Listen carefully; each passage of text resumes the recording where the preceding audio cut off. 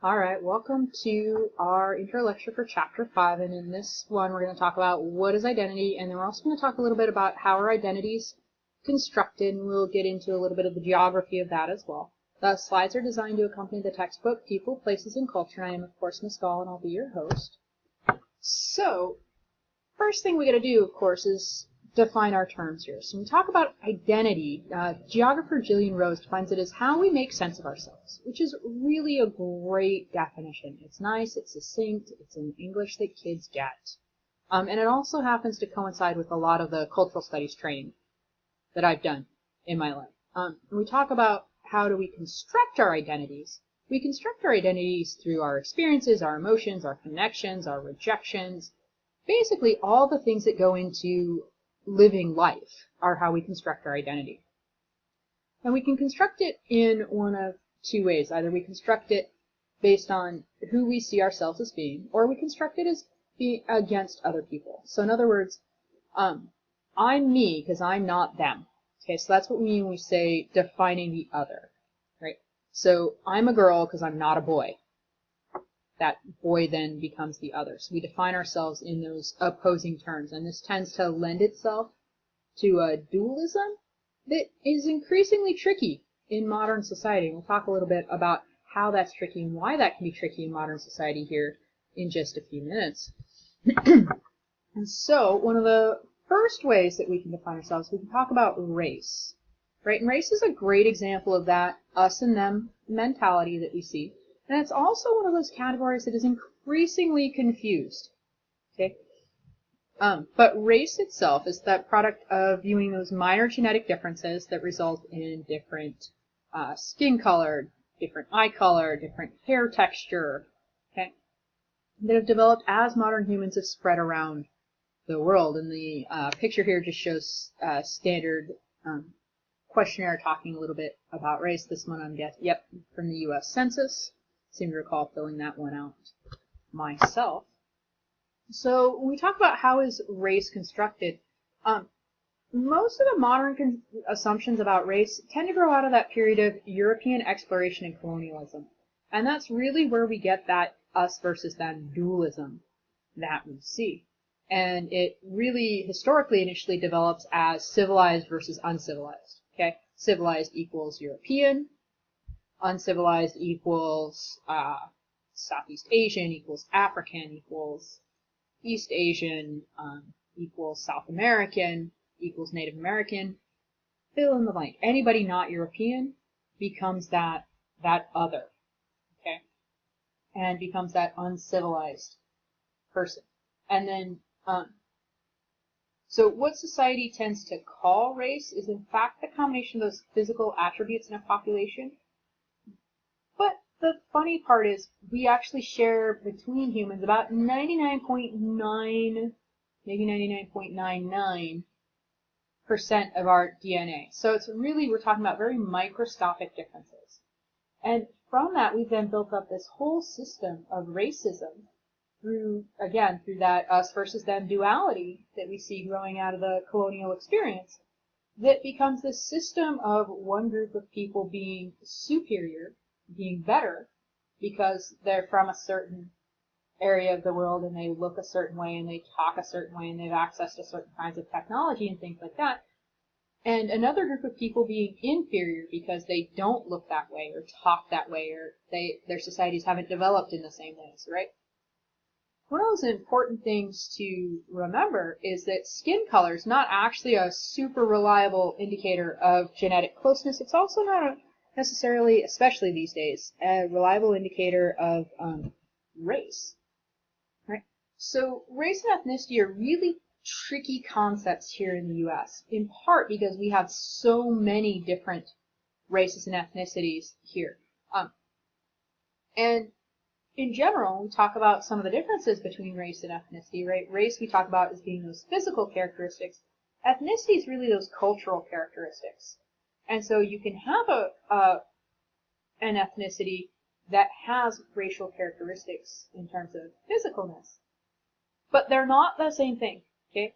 And local culture, or even in many ways ethnicity, they're generally things we choose to belong to in some way, race is something that's assigned to us, right? So I look at somebody and I decide what race they are. I've assigned their race.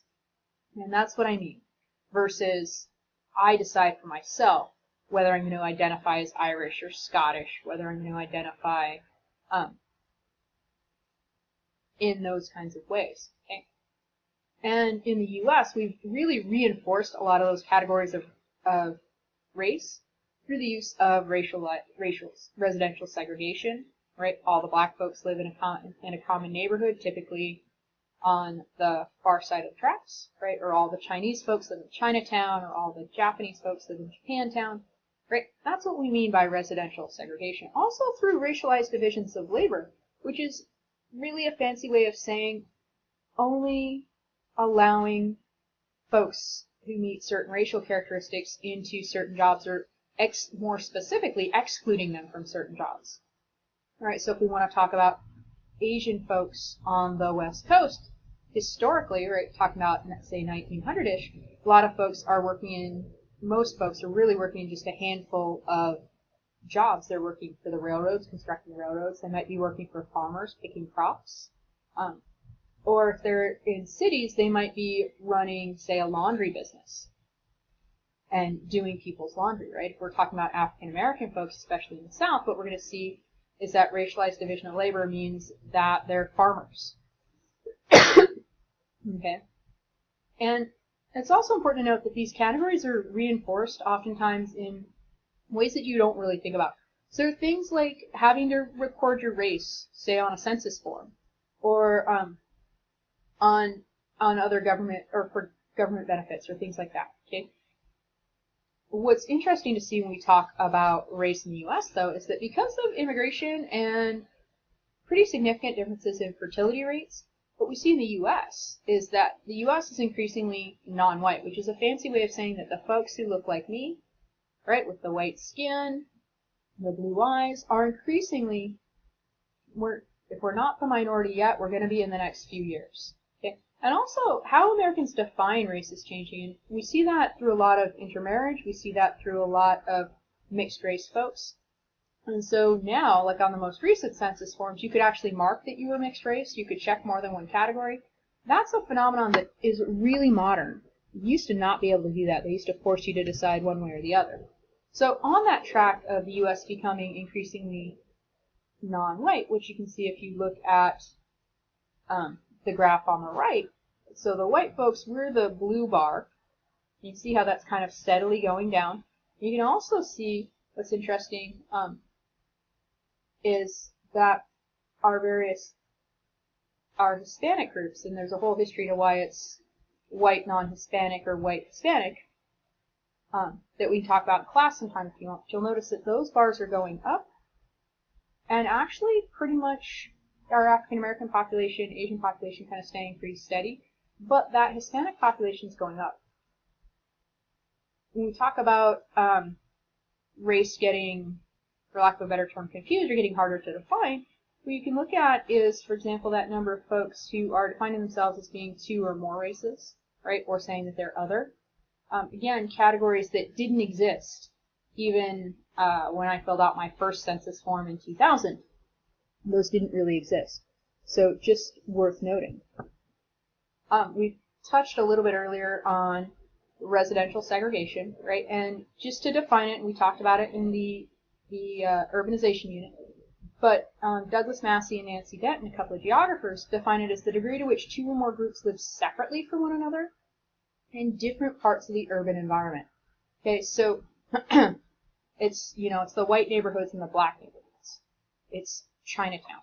Okay? And there's a few different ways to measure segregation. We talk about how evenly a population spread, talk about how exposed groups are to each other, how concentrated they are compared to each other, how centralized they are.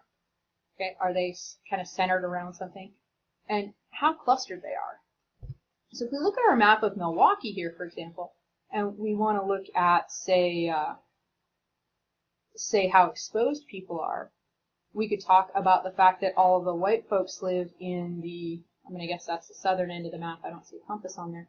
And the black folks are living on the northern end, right? The white folks live along the lake. The black folks live inland. Look at the fact that there's a really kind of dense concentration of neighborhoods that are over 80% black.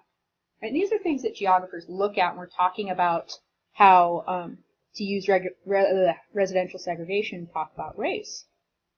When we talk about geography, it's important to remember, too, that we talk about different scales. So when we talk about identities across scales, what we're really looking at is that your identity differs based on who you're talking to and what you're talking about. So, for example, right at the individual level, I could talk about my identity as being a brother, or being a sister, sorry. I could talk about it as being a teacher. Right? At the local level, I could talk about it as living in the neighborhood by Highline College, right? Or living in the town of Des Moines. Regional, I'm part of the Pacific Northwest, or I'm part of Washington State. Right? At national level, I'm American. If I look at the global level, now I'm Western, I'm free, there's all kinds of different terms we can use. But the appropriate identity is revealed at the appropriate scale, which is really a fancy way of saying that you use the identity you need to, depending on the scale you're talking about, the scale you're looking at. Okay? So at a global level, it's not really all that important that I'm a sister, or even that I'm a teacher.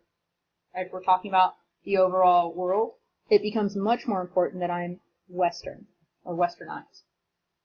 So if we talk about areas like, say, New York City, just as an example, right? New York City has a greater number and more diversity of immigrants than any other city in the United States. And that makes sense. Stop and think about it. Not only is it the largest city in terms of population, so it attracts the most people, but it's also now and historically been one of the major ports of entry into the United States on the East Coast. Okay, so when we talk about like the succession of immigrants, what we see is that new immigrants to a city kind of move into low-income areas, and as they're moving in, those areas are abandoned by older immigrant groups. And we see this in a lot of different neighborhoods in New York City where you can actually trace which group lived there across time. Manhattan is a great example, and I'm forgetting the exact succession of groups, but you can actually trace this period it was Dutch, in this period it was this, in this period it was that, and who the major folks are, and see that across time. Right? And as these new immigrants move in, they start to focus on streetscapes, they focus on creating businesses to serve their community, to reflect their culture. Right? This is why you might notice, for example, all of a sudden all the signs say if we're in Spanish Harlem are in Spanish. Right? Or that there are suddenly a bunch of restaurants that serve South American fare.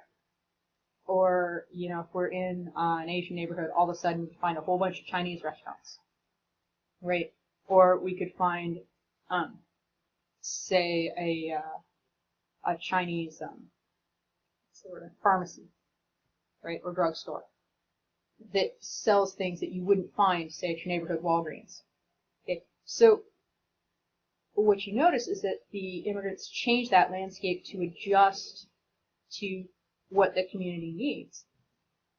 And as they do that, they create a community identity, okay, which kind of brings us back to the lecture here, right? So what we've been talking about really is the different ways in which we construct identity and what identity is. And identity, again, just that sense of who you are, according to you, right? And we talked about some different ways to define identity. We talked about identity at different levels. We spent a fair amount of time focusing on the idea of race and what that can mean when we look at it on the cultural landscape, right? And how that can influence kind of how we see ourselves. So if you have any questions, I'd be delighted to hear them. Just bring them into class, and I'll see you the next time we meet.